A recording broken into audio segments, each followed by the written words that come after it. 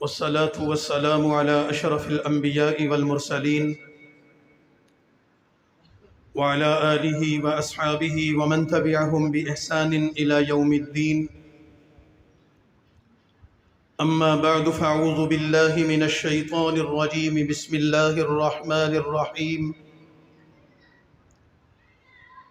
ما كان محمد أبا أحد من رجالكم ولكن رسول الله وخاتم النبيين وكان الله بكل شيء عليما.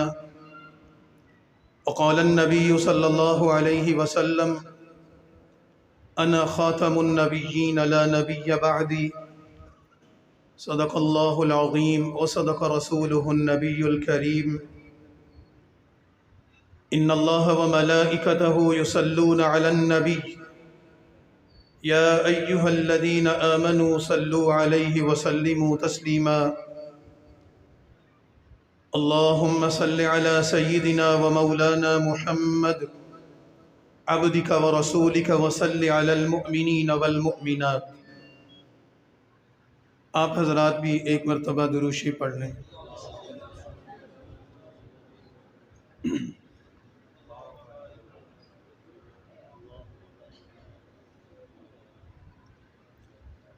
حضرات علماء کرام،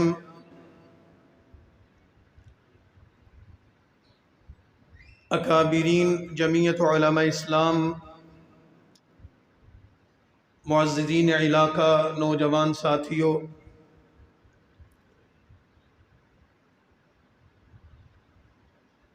ہمارے مخدوم اور محترم حضرت مولانا سید ظہیر شاہ صاحب کی دعوت پر، ان کے رفقاء کی دعوت پر آج آپ کے ہاں حاضری ہو رہی ہے. تفصیلی خطاب ہمارے بزرگ، ہمارے محترم جمعیت علماء اسلام کے مرکزی رہنما حضرت مولانا امجد خان صاحب آپ سے فرمانے والے ہیں، اور انشاءاللہ ہم اسی کو تفصیل سے سنیں گے. اپنی حاضری لگواتے ہوئے مختصر وقت میں یہ بات عرض کرنا چاہتا ہوں کہ جب ہمارے ہاں ختم نبوت کے عنوان پر پروگرامات ہوتے ہیں اور ان پروگراموں کے ذریعے عامت الناس کے سامنے خطیب حضرات، مبلغین، دعوت دینے والے اپنے خیالات کا اظہار فرماتے ہیں، کوئی مصنف ختم نبوت کے عنوان پر کوئی کتاب لکھتا ہے، تحریر لکھتا ہے، کوئی مدرس درس دیتا ہے، کوئی استاد سبق پڑھاتا ہے، تو ان سب کی محنت کا مقصد دو بنیادی چیزیں ہیں. ایک چیز یہ کہ لوگوں کے سامنے ختم نبوت کے عقیدے کی اہمیت اور ضرورت واضح ہو، اور دوسرا یہ کہ ختم نبوت کا انکار کرنے والے فتنوں سے آگاہی ہو اور ہم ان کا راستہ روکنے کے لیے اپنے آپ کو تیار کر سکیں. جب عقیدے کی بات آتی ہے تو آپ حضرات نے علماء کرام سے یہ بات سنی ہوگی کہ عقیدہ در حقیقت مذہبی تعلیمات کی بنیاد ہے.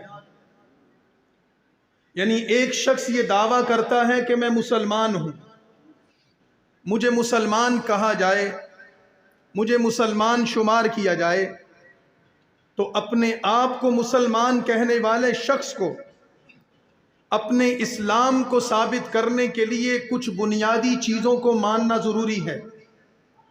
جب تک وہ ان چیزوں کا اقرار نہیں کرے گا اس وقت تک اس کو مسلمان نہیں کہا جا سکتا.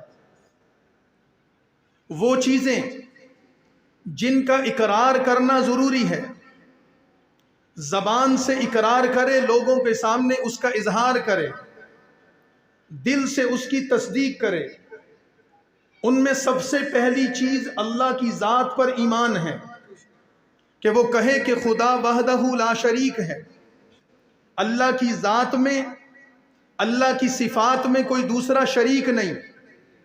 جب کوئی شخص یہ کہتا ہے کہ میں خدا کو وحدہ لا شریک مانتا ہوں، اس کی ذات میں بھی کسی کو شریک نہیں مانتا، اس کی صفات میں بھی کسی کو شریک نہیں مانتا، لا مثل لہ ولا مثال لہ وحدہ لا شریک لہ، وہ اللہ اکیلا ہے، لم یلد ولم یولد ہے، نہ اس کے ماں باپ ہیں، نہ اس کی اولاد ہے، نہ اس کا کوئی شریک اور ہمسفر ہے، خالق اکیلا ہے، مالک اکیلا ہے، رازق اکیلا ہے، اپنی ذات اور صفات میں وحدہ لا شریک ہے۔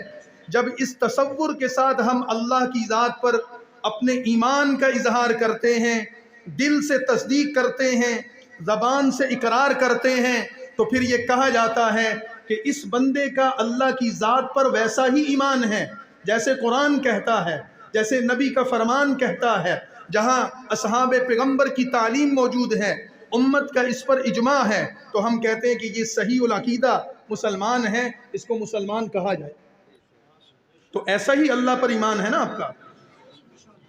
جب ہم مسلمان ہونے کا دعویٰ کرتے ہیں تو سب سے پہلے ہمیں توحید کا اقرار کرنا پڑتا، لا الہ الا اللہ کو ماننا پڑتا۔ اللہ کی ذات کو ماننے کے بعد ایک شخص اپنے آپ کو مسلمان ثابت کرنا چاہتا ہے تو پھر اس سے یہ تقاضا کیا جاتا ہے، اگر تم اپنے دعوے میں سچے ہو تو پھر اللہ کی توحید کے بعد محمد الرسول اللہ کا بھی اقرار کرو۔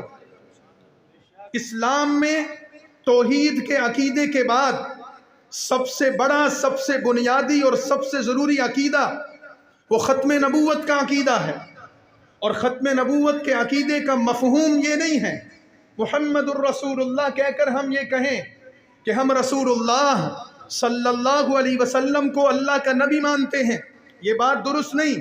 اللہ کے نبی تو آدم بھی تھے، اللہ کے نبی تو نوح بھی تھے، اللہ کے نبی تو ادریس اور شیس بھی تھے، اللہ کے نبی تو موسیٰ اور عیسیٰ بھی تھے، اللہ کے نبی تو ابراہیم، اسماعیل اور اسحاق بھی تھے، اللہ کے نبی تو داؤد و سلیمان بھی تھے، اللہ کے نبی تو کم و بیش 1,24,000 تھے۔ لیکن ہم محمد الرسول اللہ کے اقرار کرتے وقت، دل سے تصدیق کرتے وقت ان کو اللہ کا نبی نہیں کہتے، بلکہ ہم یہ کہتے ہیں کہ محمد الرسول اللہ اللہ کے آخری نبی ہیں، اس تصور اور یقین کے ساتھ کہ آپ کے بعد دنیا میں کوئی نیا نبی پیدا ہی نہیں ہو سکتا، بلکہ ہم آپ کے بعد کسی نئے نبی کے پیدا ہونے کا تصور بھی نہیں کر سکتے۔ یہ عقیدہ مسلمانوں کا، اسلام کا بنیادی دوسرا اور سب سے بڑا عقیدہ ہے۔ اب ایک شخص ساری رات لا الہ الا اللہ کا ذکر کرتا رہے، لا الہ الا اللہ کی تسبیح کرتا رہے، اٹھتے اور بیٹھتے خدا کی وحدانیت کا اعلان کرتا رہے، لیکن محمد الرسول اللہ کی ختم نبوت پر 1% بھی اگر شک کا اظہار کرے، حتیٰ کہ شک کا اظہار کرنے کی دو دور کی بات ہے، بلکہ کوئی شخص اپنے آپ کو نبی کہہ دے، نعوذ باللہ نبوت کا دعویٰ کر دے، اور ایک شخص ہاتھ میں تسبیح لے کر کھڑا ہے، کہتا ہے میں لا الہ الا اللہ کو مانتا ہوں، خدا کی ذات کو مانتا ہوں، اس کی صفات کو مانتا ہوں، اور نبوت کے دعویٰ کرنے والے سے اگر یہ پوچھ لے کہ تو نبی ہے تو بتا تیری نبوت کی دلیل کیا ہے، تو ہمارے امام اعظم ابو حنیفہ کا فتویٰ یہ ہے کہ نبوت کے دعویٰ کرنے والے نے تو جہنم میں جانا ہی جانا ہے، وہ تو دائرہ اسلام سے خارج ہے ہی ہے، وہ تو منکر ختم نبوت ہے ہی ہے، اس کی جھوٹی نبوت کی دلیل مانگنے والا بھی مسلمان نہیں رہتا، کافر ہو جاتا۔ تو اس یقین کے ساتھ، اس اعتقاد کے ساتھ ہم نے ماننا ہے کہ جس طرح خدا کی خدائی میں کوئی شریک نہیں، محمد الرسول اللہ کی مصطفائی میں بھی کوئی شریک نہیں، اللہ کی ذات کی طرح کی کوئی ذات نہیں، محمد الرسول اللہ کی ذات کی طرح کی بھی کوئی ذات نہیں، اللہ کی صفات اور اس کے کمال میں کوئی شریک نہیں۔ تو جو صفات اور جو کمال اللہ نے ہمارے نبی کو عطا کر دیے، اور ان کمالات میں سے سب سے بڑا کمال اور سب سے بڑا تعارف ہمارے نبی کا یہ ہے کہ آپ اللہ کے نبی نہیں ہیں، آپ اللہ کے آخری نبی ہیں، آپ اللہ کے پیغمبر نہیں ہیں بلکہ اللہ کے آخری پیغمبر ہیں، آپ اللہ کے رسول نہیں ہیں، آپ اللہ کے آخری رسول ہیں، اس کے بغیر ہمارا عقیدہ مکمل نہیں ہو سکتا۔ اب جب یہ ہمیں عقیدہ سمجھ میں آ گیا، ہمیں اللہ کی توحید بھی سمجھ میں آ گئی، محمد الرسول اللہ صلی اللہ علیہ وسلم کا عقیدہ بھی سمجھ میں آ گیا، تو ہم اس کو ثابت کرنے کے لیے دلائل دیتے ہیں۔ ہم یہ کہتے ہیں قرآن کریم کی 100 سے زائد آیات ہیں جو علماء نے شمار کی ہیں، جو عقیدہ ختم نبوت کو واضح کرتی ہیں۔ قرآن کریم کے بعد سنت رسول اور احادیث کا نمبر ہے۔ قرآن کریم کی 100 سے زائد آیات کی موجودگی میں کسی اور دلیل کی ضرورت نہیں رہتی، لیکن اس کے باوجود پیغمبر علیہ السلام کے 20 فرمان اور ارشادات ایسے ہیں جو حضور علیہ السلام کے ختم نبوت کے عقیدے کو واضح کرتے ہیں۔ پیغمبر کی احادیث کے بعد نبی کے صحابہ کا سب سے بڑا مقام ہے۔ اصحاب پیغمبر کے اقوال، ان کے ارشادات، اصحاب پیغمبر کا اجماع اس بات پر امت میں موجود ہے کہ رسول اللہ صلی اللہ علیہ وسلم اللہ کے آخری نبی ہیں۔ اللہ کا قرآن آ گیا، اللہ کے نبی کی حدیث آ گئی، اللہ کے نبی کے صحابہ کے ارشادات اور فرامین سامنے آ گئے۔ اس کے بعد امت میں محدثین کا طبقہ ہے، فقہاء کا طبقہ ہے، مجتہدین کا طبقہ ہے، اولیاء اللہ کا طبقہ ہے، بزرگان دین کا طبقہ ہے، صوفیاء کرام کا طبقہ ہے۔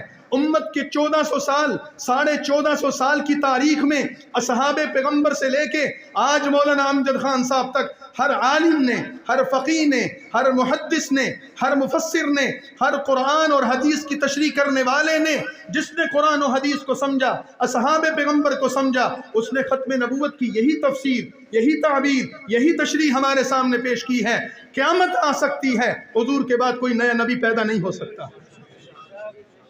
اب جب عقیدہ اتنا واضح ہو، اسلام کا موقف اتنا واضح ہو، تو پھر اس کے بعد کوئی گنجائش رہ جاتی ہے کہ کوئی نبوت کا دعویٰ کرے؟ لیکن اس کے باوجود ہمارے سامنے منکرین ختم نبوت آ جاتے ہیں۔ تاریخی روایات بھی امت کی یہ ثابت کرتی ہیں۔ ماضی میں انبیاء علیہ السلام کا سلسلہ رہا۔ قرآن کریم ہمیں یہ بتاتا ہے کہ اللہ تعالیٰ نے ایک شخص کو نبی بنایا، اس کی اولاد میں نبوت کے سلسلے کو جاری کیا۔ قرآن حضرت زکریا کا ذکر کرتا ہے، اور اس زکریا کے ذکر کے ساتھ یہ بتاتا ہے کہ آپ کے بیٹے یحییٰ بھی اللہ کے نبی ہوں گے۔ قرآن کریم حضرت داؤد کا ذکر کرتا ہے اور ان کو بتاتا ہے کہ آپ کے بیٹے سلیمان بھی اللہ کے نبی ہوں گے۔ قرآن حضرت ابراہیم کا ذکر کرتا ہے اور ان کو بتاتا ہے کہ آپ کے بیٹے اسماعیل اور آپ کے دوسرے بیٹے اسحاق بھی اللہ کے نبی ہوں گے۔ اسحاق اللہ کے نبی، قرآن ان کو بتاتا ہے کہ آپ کے بیٹے یعقوب اللہ کے نبی ہوں گے۔ یعقوب کو اللہ بتاتے ہیں کہ تمہارے بیٹے یوسف بھی اللہ کے نبی ہوں گے۔ حضرت ابراہیم کے رشتہ دار لوط اللہ کے نبی، حضرت موسیٰ کے بھائی ہارون اللہ کے نبی۔ قرآن کریم نے مختلف نبیوں کا ذکر کیا، ان کی اولاد میں ذکر کیا، لیکن جب ہمارے پیغمبر جناب رسول اللہ صلی اللہ علیہ وسلم کی باری آئی تو قرآن نے ایک ایسا اعلان کر دیا جو قیامت کی صبح تک پورے جہان میں روز روشن کی طرح آیا ہے کہ ما کان محمد ابا احد من رجالکم ولکن رسول اللہ وخاتم النبیین۔ تمہارے ساتھ اس پیغمبر، آخری پیغمبر کا رشتہ باپ اور بیٹے کا رشتہ نہیں ہے، یہ تمہارے نسبی اور خاندانی باپ نہیں ہے، تمہارے ساتھ ان کا تعلق نبوت اور رسالت کا ہے۔ وہ اللہ کے نبی، تم ان کے امتی، وہ اللہ کے پیغمبر، تم ان کے تابع دار اور فرما بردار۔ لیکن یاد رکھنا، اس نبی کو اللہ تعالیٰ نے ختم نبوت کا تاج سر پر پہنایا ہے۔ اس کی اولاد میں بھی کوئی نبی نہیں ہوگا، اس کے ساتھیوں میں بھی کوئی نبی نہیں ہوگا، اس کے رشتہ داروں میں بھی کوئی نبی نہیں ہوگا، حتیٰ کہ پیغمبر کی زبان سے خود نکلا علی میرے لیے ویسے ہی ہیں جیسے ہارون حضرت موسیٰ کے لیے تھے۔ لیکن یاد رکھنا، ہارون حضرت موسیٰ کے بھائی تھے، اللہ کے نبی تھے۔ انا خاتم النبیین لا نبی بعدی، علی میرے لیے قابل مرتبت ہیں، وہ قابل عزت ہیں، میرے پسندیدہ ہیں، میرے محبوب ہیں، میرے بھائی ہیں، لیکن وہ خدا کے نبی نہیں ہو سکتے کیونکہ اللہ نے میرے بعد کسی کو نبوت دینی ہی نہیں۔ اب اگر حضور کے بعد ابو بکر صدیق بھی نبوت کا دعویٰ کرے تو ہم ان کو نبی مانیں گے؟ نہیں مانیں گے۔ اگر حضور کے بعد عمر فاروق بھی نبوت کا دعویٰ کرے تو ہم مانیں گے۔ حضور کے بعد اگر علی المرتضیٰ نبوت کا دعویٰ کرے تو ہم مانیں گے۔ عثمان غنی دعویٰ کرے تو ہم مانیں گے۔ حسنین کریمین دعویٰ کرے تو ہم مانیں گے۔ اگر حضور کے بعد عشرہ مبشرہ میں سے کوئی کہے تو ہم مانیں گے۔ اصحاب بدر میں سے کوئی کہے تو ہم مانیں گے۔ جب اصحاب پیغمبر میں سے، آل رسول میں سے، اہل بیت اطہار میں سے اگر کوئی شخص نبوت کا دعویٰ کرتا، ہم اس کو بھی نبی نہ مانتے، ہم اس کو بھی اس کے دعوے نبوت پر کذاب کہتے، تو پھر آج کے زمانے میں کوئی شخص کھڑا ہو اور وہ کہے کہ میں نعوذ باللہ خدا کا نبی ہوں، تو ہم پھر کہیں گے کہ پھٹکار ہے اس پر، لعنت ہے خدا کی اس پر، یہ کذاب تو ہو سکتا ہے، دجال تو ہو سکتا ہے، لعنتی اور جہنمی تو ہو سکتا ہے، یہ خدا اور اس کے رسول کا ماننے والا نہیں ہو سکتا۔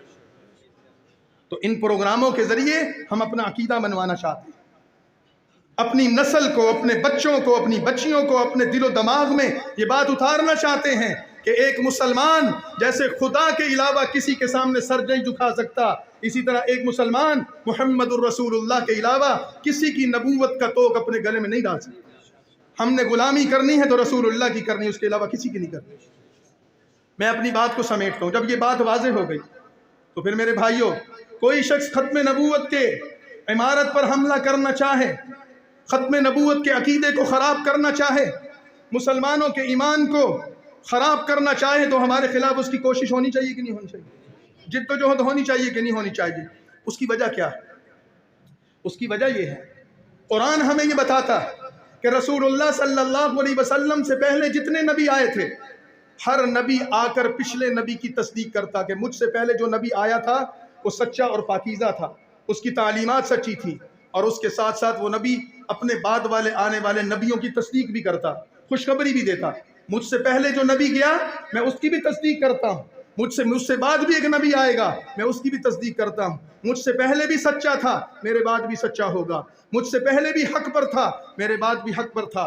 لیکن جب رسول اللہ صلی اللہ علیہ وسلم تشریف لائے تو قرآن کریم نے لسان نبوت سے یہ اعلان کروا دیا، آپ سے پہلے آنے والے نبی تو بلا شبہ سچے پیغمبر رسول اور نبی تھے، لیکن آپ کے بعد اب کوئی دوسرا نبی پیدا ہی نہیں ہو سکتا۔ رسول اللہ کی نبوت کو ماننے کا مطلب کیا ہے؟ کہ آپ اللہ کے آخری نبی ہیں۔ تو پھر بتاؤ، ایک سوال ہمارے ذہن میں آ سکتا ہے کہ نبوت تو خدا کی رحمت ہے، نبوت کے آنے سے لوگوں پر اللہ کی رحمت آتی، نبی انسانیت کا ہادی اور رہنما بن کر آتا ہے، تو پھر جب رسول اللہ صلی اللہ علیہ وسلم کے آنے کے بعد نبوت کے ختم ہونے اور مکمل ہونے کا عقیدہ یا تصور آپ نے لوگوں کو دیا، تو کیا نعوذ باللہ آپ نے اللہ کی رحمت کو ختم کر دیا؟ کیا بند کر دیا؟ یہ شک یا شبہ ختم نبوت کا انکار کرنے والے ہمارے نوجوانوں کے ذہنوں میں ڈالتے ہیں۔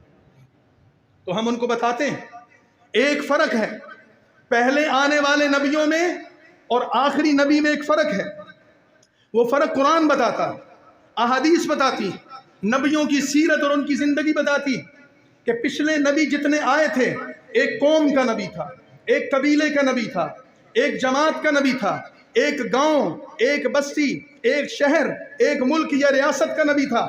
ایک نبی ایک علاقے میں آیا، وہ اس قوم اور اس قبیلے کا نبی تھا، اس کی نبوت کا دائرہ کار اس سے باہر نہیں تھا۔ ایک زمانے میں ایک نبی آیا، وہ زمانہ اس کا تھا، اس زمانے کے بعد اس نبی کی نبوت کا دائرہ کار نہیں تھا۔ لیکن جب ہمارے پیغمبر، سارے پیغمبروں کے سردار، سارے نبیوں کے امام حضرت خاتم النبیین تشریف لائے، انہوں نے آ کر لسان نبوت سے یہ اعلان کیا، یا ایھا الناس انی رسول اللہ الیکم جمیعا، دنیا کے لوگوں یہ سمجھ لو اللہ نے نبوت کو مجھ پر مکمل کر دیا ہے، ختم کر دیا ہے۔ اس معنی میں نہیں کہ نبوت ختم اور مکمل ہو گئی، اب نئی نبوت نہیں آئے گی یا اب لوگوں کو رحمت نہیں ملے گی، نہیں، مجھے اللہ نے ایسی کامل و مکمل اور ایسی اعلیٰ نبوت عطا کی ہے۔ میں ایک بستی کا نبی نہیں ہوں، میں ایک زمانے کا نبی نہیں ہوں، ایک گاؤں اور دیہات کا نبی نہیں ہوں، ایک قبیلے، قوم اور جماعت کا نبی نہیں ہوں، ایک وقت کا نبی نہیں ہوں۔ اب قبیلے گزر جائیں گے، جماعتیں آتی رہیں گی، قومیں بنتی رہیں گی، ملک، ریاستیں اور بستیاں وجود میں آتی رہیں گی، زمانے در زمانے گزرتے رہیں گے، ہر زمانہ میری نبوت کا ہے، ہر قوم میری نبوت کی ہے، ہر قوم اور جماعت اور قبیلہ اس کے لیے لازم ہے کہ وہ میری نبوت کی تابعداری کرے، حتیٰ کہ قیامت آ جائے گی، نیا نبی نہیں آئے گا بلکہ اسی نبوت کا سکہ قیامت کی صبح تک چلے گا۔ یا ایھا الناس انی رسول اللہ الیکم جمیعا، دنیا کے تمام انسانوں میں تم سب کی طرف بلا تفریق، قوم، نسل، زمانہ نبی بنا کر بھیجا گیا ہوں۔ اب جب آپ کی نبوت ہر قوم، قبیلے اور زمانے کی نبوت ہے تو پھر نئے نبی کی ضرورت ہی کیوں ہو؟ پھر کیوں ہم کسی نئے نبی کو مانیں؟ نئے نبی کو ماننے کا مطلب یہ ہے کہ حضور علیہ السلام کی نبوت کو محدود کر دیا جائے، نئے نبی کو ماننے کا مطلب یہ ہے کہ حضور علیہ السلام کی نبوت کو محدود کر دیا جائے۔ یہ کون سی وفاداری رسول اللہ کے ساتھ؟ جو لوگ نئے نبوت کے پیروکار ہیں وہ کہتے ہیں ہم ان کو بھی نبی مانتے ہیں اور اس کو بھی نبی مانتے ہیں۔ تم اس کو تو مانتے ہو، ان کو نہیں مانتے۔ اگر تم مانتے تو پھر ان کی نبوت کی موجودگی میں کسی نئی نبوت کا اقرار ہی نہ کرتے۔ تو اس وجہ سے ہمیں اس بات کو اپنے دل و دماغ میں بٹھانا ہے، اور میں اس کو ایک دوسرے پہلو سے آپ کے سامنے بیان کرنا چاہتا ہوں۔ نئے نبی کے آنے کا مطلب یہ ہے پھر نئی شریعت بھی ماننی پڑے گی۔ نیا نبی آئے گا تو نئی وحی بھی آئے گی، نئی کتاب بھی آئے گی۔ جس طرح پچھلے نبی آتے تھے ان پر وحی آتی تھی، فرشتہ کتاب لاتا تھا، اللہ کا پیغام لاتا تھا، نیا ضابطۂ زندگی اور حیات آتا تھا۔ رسول اللہ آئے، نماز کا تصور لائے، زکوٰۃ کی عبادت لائے، روزے کا عمل لائے، حج، زکوٰۃ اور قتال اور جہاد فی سبیل اللہ لائے۔ رسول اللہ آئے، آپ نے آ کر لوگوں کو قرآن دیا، شریعت دی، اسوہ نبوی دیا، سنت کی تعلیمات دی، یہ سب کچھ دیا۔ حضور علیہ السلام آئے تو آپ کے صحابہ ہیں، حضور علیہ السلام کو نبی مانا، آپ کے اصحاب کو مانا، آپ کے اہل بیت کو مانا، آپ کے ازواج کو مانا۔ نئے نبی کے ساتھ نئی نبی کی بیویاں بھی ماننی پڑیں گی، اس کی بیٹیاں بھی ماننی پڑیں گی، ان کے بیٹے بھی ماننے پڑیں گے۔ نئے نبی کے تصور کے ساتھ کتاب بھی، شریعت بھی، ضابطہ حیات بھی اور زندگی گزارنے کا نظام بھی ماننا پڑے گا۔ اس وجہ سے ہم کہتے ہیں کہ صرف ایک چیز نہیں بدلے گی، دنیا کی ہر چیز بدل جائے گی۔ اس وجہ سے ہم اس نبوت میں کسی قسم کا کوئی کمپرومائز برداشت نہیں کرتے۔ اس سے تو ہمارے پورے اسلام کی عمارت ہی گر جائے گی۔ لیکن میں اپنی بات کو ختم کرتے ہوئے یہ بات عرض کر رہا ہوں کہ جب ختم نبوت کا عقیدہ ہمارے سامنے آ گیا تو پھر ہماری اخلاقی، دینی، شرعی ذمہ داری ہے کہ نہیں کہ ہم ختم نبوت کے عقیدے کا پرچار بھی کریں اور ختم نبوت کے عقیدے کا انکار کرنے والوں کا محاسبہ بھی کریں۔ ہماری ذمہ داری ہے کہ نہیں؟ غلام احمد قادیانی نے اس خطے میں نبوت کا دعویٰ کر دیا، اور جب اس نے نبوت کا دعویٰ کر دیا، اس نے اپنے دعویٰ نبوت میں کن لوگوں کو مخاطب کیا تھا؟ اس کا مخاطب ہندو نہیں تھے، سکھ نہیں تھے، اس کا مخاطب یہاں کے عیسائی یا یہودی نہیں تھے، بدھ مت نہیں تھے، اس کا مخاطب مسلمان تھے۔ آپ اس کی کتابوں کو اٹھائیں، اس کی تحریروں کو اٹھائیں، وہ بحیثیت نبی جن لوگوں کو مخاطب ہو کر کہتا ہے کہ میری اتباع کرو، وہ مسلمان۔ اور اسلامی سوسائٹی میں، مسلم سوسائٹی میں ختم نبوت کے عقیدے کو ماننے والوں کے لیے غلام احمد قادیانی کے نئے نبوت کے دعوے کو ماننا ناممکن تھا۔ اس وجہ سے علماء نکلے، انہوں نے محاذ گرم کیا، اس کے خلاف تحریک چلائی، اس کے لیے جد و جہد کی، کوشش کی۔ اب آپ لوگ بتائیے، ختم نبوت کی تقریر سننے آئے ہیں، ختم نبوت کے جلسے میں آئے ہیں، جب کوئی شخص کھڑے ہو کر ختم نبوت کی بات کرتا ہے کہ میں مبلغ ختم نبوت ہوں، آپ اس کا احترام کرتے ہیں کہ نہیں کرتے؟ میں مصنف ختم نبوت ہوں، ختم نبوت پر میں نے کوئی کتاب لکھی، اس کا احترام ہوتا ہے کہ نہیں ہوتا؟ ایک شخص داعی ہے، مبلغ ہے، مدرس ہے، خطیب ہے، وہ مسجد میں کھڑے ہو کر، وہ کسی گلی اور کوچے میں کھڑے ہو کر آپ کے گھر کے دروازے پر دستک دے کر ختم نبوت کی دعوت آپ تک پہنچاتا ہے، آپ اس کو اپنے سر پر بٹھاتے ہیں، اس کا ہاتھ بھی چومتے ہیں، اس کو جیب سے پیسے بھی نکال کر دیتے ہیں، آپ اس کی کتابیں بھی خریدتے ہیں، اس کو مجاہد ختم نبوت بھی کہتے ہیں۔ یہ احترام ہونا چاہیے کہ نہیں ہونا چاہیے؟ یہ عزت ہونی چاہیے کہ نہیں ہونی چاہیے؟ بالکل ہونی چاہیے۔ لیکن ایک شخص کھڑا ہوتا ہے، وہ کہتا ہے میں بھی داعی ختم نبوت ہوں، میں بھی مجاہد ختم نبوت ہوں، یہ میرا ساتھی ہے، یہ مسجد میں کھڑے ہو کر ختم نبوت پر تقریر کرتا ہے، آپ اس کی تو عزت کرتے ہو۔ آؤ میں پاکستان کی پارلیمنٹ میں کھڑے ہو کر ختم نبوت زندہ باد کا نعرہ لگاؤں گا، آؤ میں پاکستان کے اقتدار کے ایوانوں میں کھڑے ہو کر منکرین ختم نبوت کا راستہ روکوں گا، میں ریاست کو مجبور کروں گا وہ ناموس رسالت کا قانون بنائے، میں لوگوں کو مجبور کروں گا وہ ختم نبوت کے تحفظ کے لیے کردار ادا کریں، میں پارلیمنٹ میں کھڑے ہو کر ایوان کے اقتدار کے ایوانوں میں کھڑے ہو کر ختم نبوت کا نعرہ بلند کروں گا، اس کا پرچم بلند کروں گا۔ تو پھر آپ لوگ کہتے ہیں کہ یہ سیاسی مولوی سیاست چمکا رہے ہیں، پھر وہاں اس وقت ہمارا ایمان کدھر جاتا ہے؟ پھر اس وقت ہمارے جذبات کہاں جاتے ہیں؟ میں مسجد کے منبر پر ختم نبوت پر تقریر کروں، آپ کو مجھ سے محبت ہے؟ آپ مجھے داعی اور مجاہد کہتے ہیں، لیکن جب میں چوک اور چوراہے پر کھڑے ہو کر آپ کو کہتا ہوں کہ منکرین ختم نبوت کو روکنے کے لیے قانون بنانا ہے، وہ مسجد کے منبر پر بیٹھ کر تو بنے گا نہیں۔ آپ سارے کوشش کر لیں، کبھی نہیں بن سکتا جب تک کہ آپ کا نمائندہ پارلیمنٹ میں نہیں ہوگا۔ ناموس رسالت کے تحفظ کی ہم بات کرتے ہیں کہ نہیں کرتے؟ کون کون چاہتا ہے کہ ناموس رسالت کا پاکستان میں تحفظ ہو؟ ذرا بتا دیں. آپ سب چاہتے ہیں، لیکن مجھے دل پر ہاتھ رکھ کر بتائیں کہ ناموس رسالت کے لیے ووٹ کتنوں نے دیے تھے؟ ختم نبوت کے تحفظ کے لیے ووٹ کتنوں نے ڈالے تھے؟ اکثریت خاموش ہے.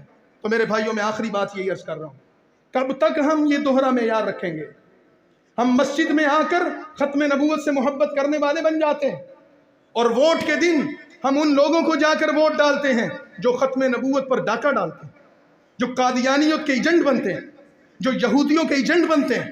ہم ووٹ والے دن ان لوگوں کو سپورٹ کرتے ہیں جو پاکستان میں ناموس رسالت کے قانون کو بدلنا چاہتے ہیں. ایک طرف وہ لوگ بیٹھے ہیں جو پاکستان میں ناموس رسالت کی لڑائی لڑ رہے ہیں، اس کے تحفظ کی جنگ لڑ رہے ہیں. ایک طرف وہ بیٹھے ہیں جو ناموس رسالت کے لیے اپنی جان مال ہر چیز قربان کرنے کے لیے تیار ہیں. عظمت صحابہ کے لیے، اہل بیت کے اکرام اور اطہار کے لیے ہم اپنی جان قربان کرنے کے لیے تیار ہیں، اپنا مال لگانے کے لیے تیار ہیں. ہم اپنی جانیں ہتھیلی پر رکھ کر میدان عمل میں نکلے ہیں کہ اس ملک میں ناموس رسالت کا تحفظ بھی کریں گے، اہل بیت کی عزت کا تحفظ بھی کریں گے، اصحاب پیغمبر کی عزت کا بھی تحفظ کریں گے. ہم پاکستان کے اسلامی اور نظریاتی تشخص کا تحفظ بھی کریں گے. اور پھر آپ ہمیں سیاسی مولوی کہہ کر مسجدوں سے نکالتے ہیں، پھر ہم پر پتھر برساتے ہیں، پھر ہمیں تانے دیتے ہیں. تو پھر بتائیں کہ آپ کا ایمان کدھر ہے؟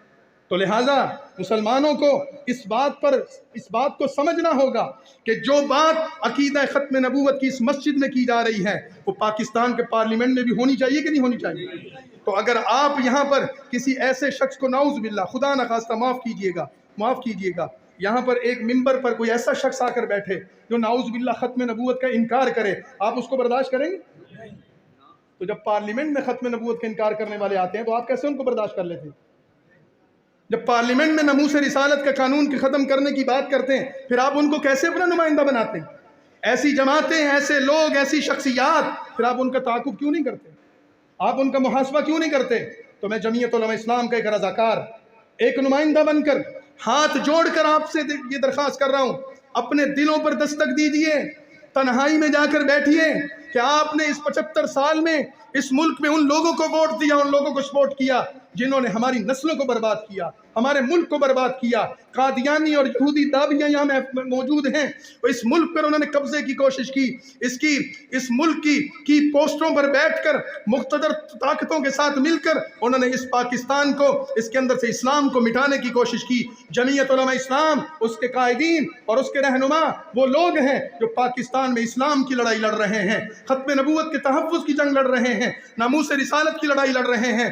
آپ سے درخواست کرتا ہوں جو غفلت میں مت گزر گیا چھوڑیے، آئیے اور جمعیت علماء اسلام کے علماء کے ساتھ کھڑے ہو جائیے. اگر ہم نماز ان کے پیچھے پڑھتے ہیں، جنازہ ان کے پیچھے پڑھتے ہیں، جمعہ اور عیدین ان کے پیچھے پڑھتے ہیں، قرآن اور دعا کے لیے ان کے پاس آتے ہیں، تو پھر اس پاکستان کے نظام کو بدلنے کے لیے بھی ہمیں ان پر اعتماد کرنا ہوگا، اس کا ارادہ کرنا ہوگا آپ. اور آپ دیکھیں کہ پاکستان میں اس وقت فلسطین کے مسلمانوں کے لیے ایک آواز اٹھی.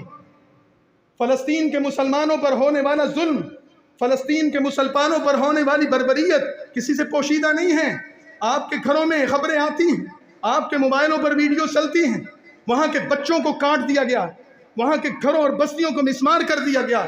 ان فلسطین کے مظلوم مسلمانوں کے لیے دنیا میں سب سے توانا اور بلند آواز کس کی تھی؟ وہ پاکستان کے مسلمانوں کی تھی، پاکستان کی جمعیت علماء اسلام کی تھی، اس کے قائد مولانا فضل الرحمان کی تھی، جنہوں نے فلسطین کے مسلمانوں سے اظہار یکجہتی کرتے ہوئے یہاں تک اعلان کر دیا، ریاستوں کو کھولو، سرحدوں کی پابندیاں ختم کرو، ہم جائیں گے اور مسجد اقصیٰ کے تحفظ کے لیے لڑ کر اپنی جان کا نذرانہ پیش کریں گے.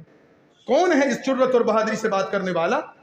کون ہے اس جرأت اور بہادری سے امت مسلمہ کا مقدمہ لڑنے والا؟ کون ہے مسلمانوں کے غموں اور اس کے دکھ اور درد میں شریک ہونے والا، ان کے زخموں پر مرہم رکھنے والا؟ تو ہمیں اس جماعت، اس لیڈرشپ اور ان علماء کی قدر کرنی چاہیے. یہ ہمیں ختم نبوت کا عقیدہ بھی سمجھائیں گے اور ان کے ذریعے ختم نبوت کا نظام بھی انشاءاللہ پاکستان میں نافذ ہوگا. اللہ تعالی ہماری مساعی کو قبول فرمائے. وآخر دعوانا ان الحمدللہ رب العالمین.